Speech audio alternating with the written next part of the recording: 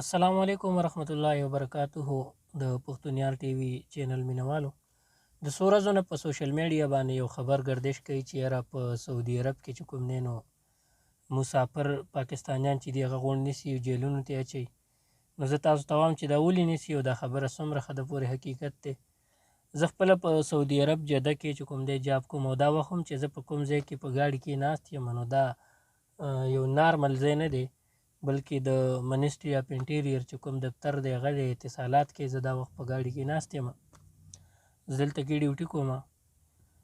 سعودي عرب حکومت چې کوم دی هغه صرف هغه کسان نیسي کوم چې د سیاق خاص یعنی د هاوس ډرایور ویزه وي د هغوی او هغوی هاوس ډرایور پروفیشن خو د هغې وي خو هغوی بار په هغې باندې آزاد کار کوي چې کوم اللیګل دی یا د دې نه علاوه چې کوم هغه کسان دي چې د هغوی د عامل پروفیشن وي یا د مزرعي پروفیشن وي هغه بار چې کوم دی په کنسټرکشن کې یا په نورو دغه کې کار کوي نو هغه کسان نیسي چې کوم اللیګل دي. دغه هم یو اللیګل کار دی. دې نه علاوه چې د چا اقامې ختمي نو هغه نیسي. کوم سړی چې په خپل لیګل طریقه او په خپل د اقامې مطابق چې کوم دی د هغې د پروفیشن مطابق کار کوي نو هغه سړی هېڅ چېرې مغی نه نیسي. دا خلکو چې کوم دی هسې یو پراپګنډې جوړې کړي دي یو منګړت خبرې دي.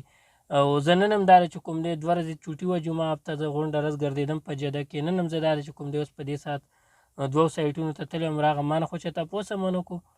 نو مهرباني وکړئ دا خلک چې کوم دی دا د دروغو خبرونه چې کوم دی دا صرف د خپل چینل د پروموټ کېدو دپاره دا خورئ. تاسو داسې قسمه نیوز چې وینئ نو دا مه شیر کوئ.